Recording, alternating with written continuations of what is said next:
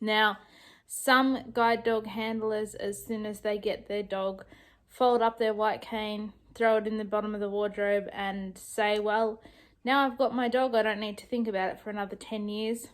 But I'm not one of those people.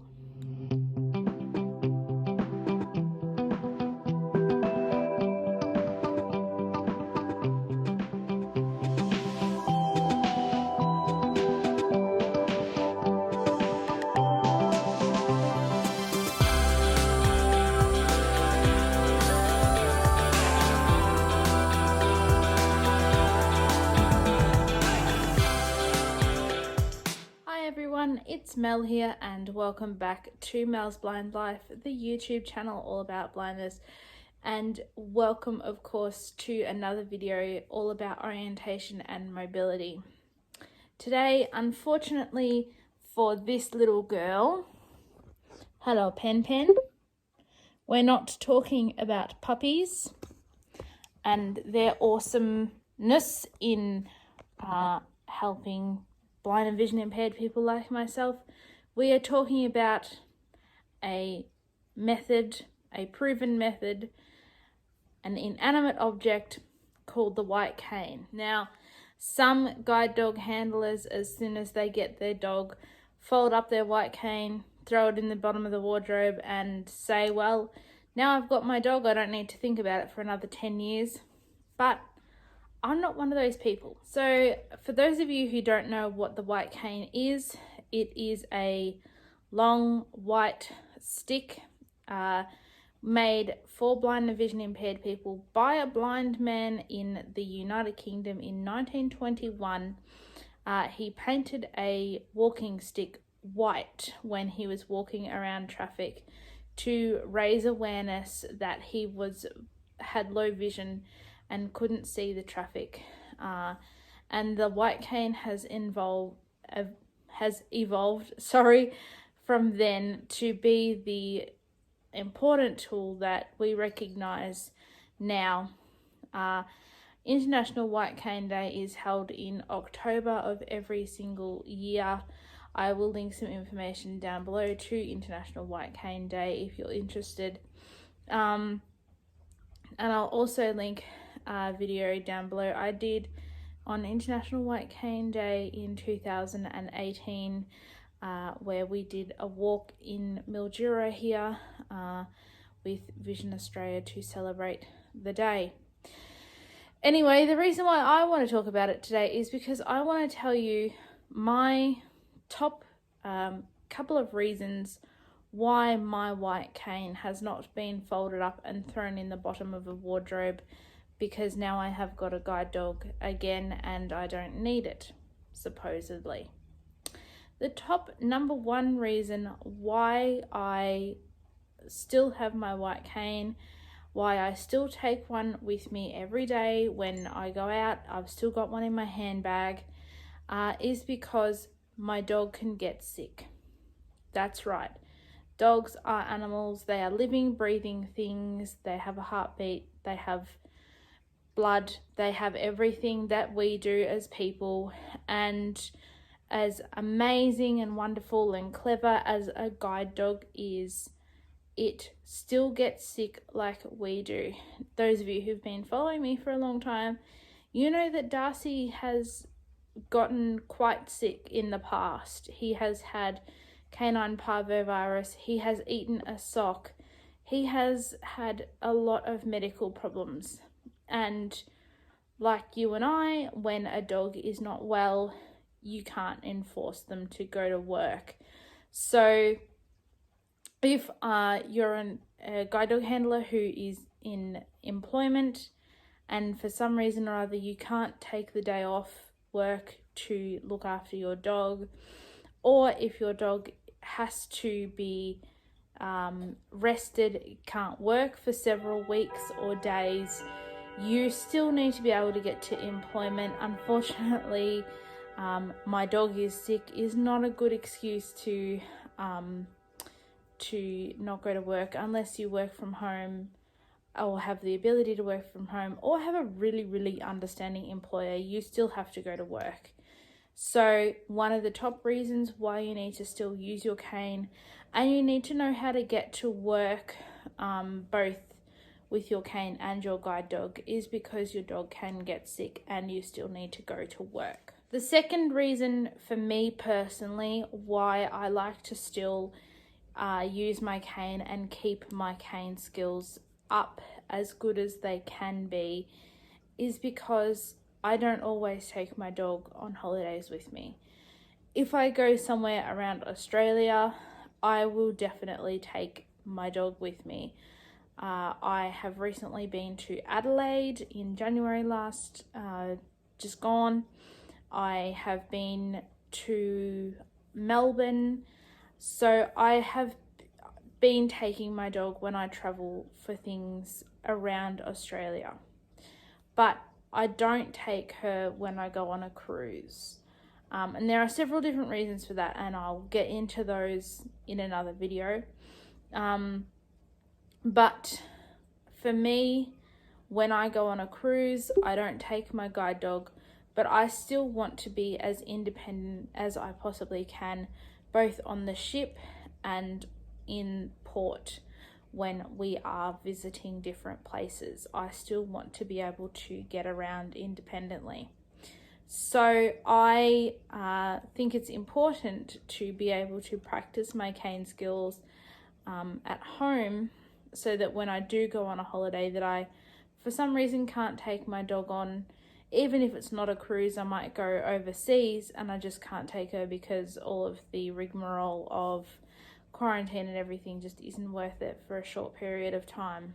I still want to be able to move around independently, so I would keep my cane skills up for that one. The third reason why I would want to still use a cane, and why I think that using a cane is still good for a dog guide handler, is because for me personally, I like to learn a mobility route before I teach it to my dog. So for me personally, when I want orientation and mobility to a new place, a new environment, might be a workplace, might be a new shopping centre, wherever, I ring up and ask Guide Dogs Victoria, my school, who also do orientation, mobility and occupational therapy and all those other things, as well as dog guide mobility. I ring up them and I ask for someone from the adult mobility service, not from the guide dog mobility team, to come and give me orientation and mobility. Now that I live so far away from guide dogs, I just get the instructor that they send. So this might mean that I do get a guide dog mobility instructor, but they are all qualified in giving orientation and mobility.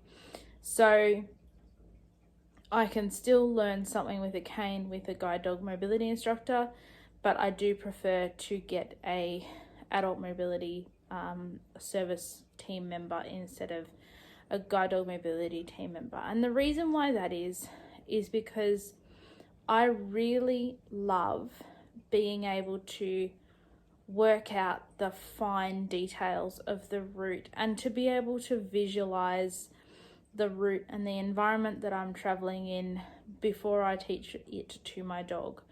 I like to know where I'm going inside out, like the back of my hand, before I introduce it to the dog. Because going back to point number one, I might not be able to use my dog on that route one day. It might be sick, or like what happened last year, I might have retired my dog, and I still need to know that I can travel in those routes without my dog. And sometimes you just don't feel like taking the dog out for some reason or other. But I really like to be able to learn my new routes with my cane really, really well, really, really thoroughly. And also it helps me to be able to learn things with my cane and to stop and look and feel things. And you just can't do that with a dog. With a dog, you have to do the route well. You have to do it concisely. It has to be easy. It has to be understandable. You can't make any mistakes. You can't do any stop start. So for me, I like to stop and feel, say if I hear something in my right ear, on the nature strip or whatever like that, I want to be able to stop and feel and see what that thing is, in case it is a rubbish bin and my dog has toileted and I need to be able to put a bag of, dog excrement in the rubbish bin. So I like to be able to stop and feel. And you just can't do that with a dog. So that is my third point, is because I like to be able to learn routes with my long cane. My fourth point, and I kind of hinted at this earlier in number 3, is that I just like to be able to go out without my dog sometimes. It's nothing in particular against my dog or against the kind of mobility that she offers me or anything like that. But for me, I just like to be able to sometimes just go for a walk with my cane and have that freedom of using the cane and not having to think about taking it to the toilet and things like that. And I do like to use every opportunity that I can to practice using my cane, because like I said in point number 1, you never know when your dog's going to be sick. So that is my fourth point, and why my cane is not folded up underneath a chair or in a wardrobe is because I like to just use it sometimes just for something different. Change of scenery, get out without the dog, give the dog a break, that kind of thing. And the final reason why my white cane is not folded up in the bottom of a wardrobe and forgotten about because I'm a guide dog handler, and this is possibly going to sound stupid to some of you out there, is because some days I just want to go out without my dog, because I don't want all of the, oh my gosh, look at the dog, oh my gosh, it's so cute, oh it's so sweet, oh what's its name, oh how old is it, how long have you had it, blah blah blah blah, leave me alone. Yes, I know that is something that, if you guys have known me for a while, I don't like very much. That is one thing that I love about being able to go out with my cane when I choose, is that no one's going to look at my cane and say, oh, that's a cute cane. Although they did used to do that when I was 17 and had a hot pink cane, but that's another story altogether. So that is my number 5 reason why I like to be able to still use my cane, and why my cane hasn't been thrown into the bottom of a wardrobe, is because I like to go out and not get admiration for my orientation and mobility aid. Because at the end of the day, even though yes, she's a cute Labrador, yes, she's got a pretty little face and she's amazing and she's clever and she's brilliant and she's all of those other things, she's a mobility aid. She is an essential part of me being able to get around, yes, but she is a tool. She is not a toy. When she's at home, she's my pet, but when she's out there, she's doing a job. She's got a job to do, and she needs to be able to do that without distraction, and I need to be able to focus on her doing her job without any distraction. I guess there are other reasons why I like to be able to use my cane still and why I haven't stopped using it. Like, for example, I do use my cane, or at least take it with me, when I go out with friends, like Michelle, for example, my friend.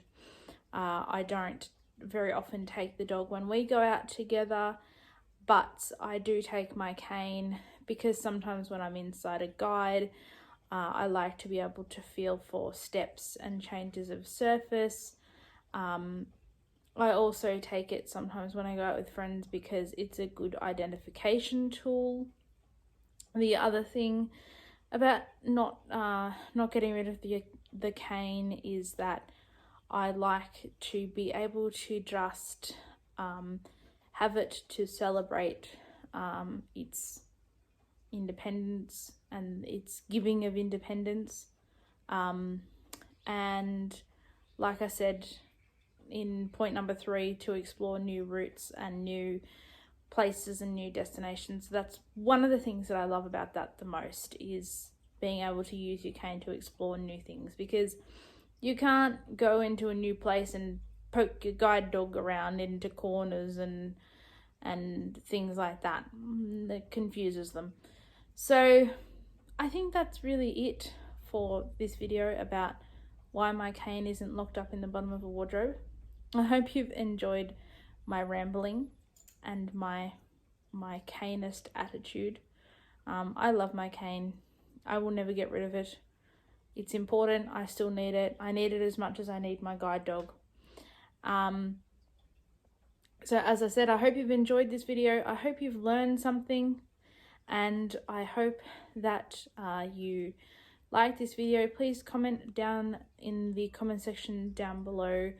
I have today launched a poll on my Facebook page, whether you're a guide dog user or a cane user.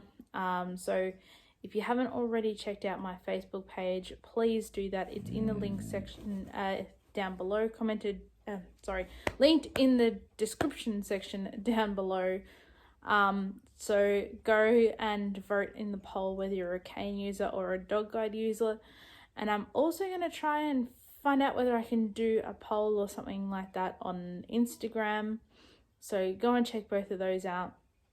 Please remember to like this video, comment if you haven't already with anything that you might want to ask about canes or guide dogs. I do want to do a video soon showing you how I learn a new route with the cane and then teaching the guide dog, but I've got a couple of things going on behind the scenes at the moment that I can't talk about yet with regards to orientation and mobility. So I will talk about that when or if I need to. Thank you all for watching. Thank you for subscribing. We've got so many new subscribers lately. It's just amazing. So please remember to share my channel with your friends and family. Comment, like, subscribe, and also click the bell notification to get updated when I upload videos all about blindness. Thanks for watching, and we'll see you next time. Bye.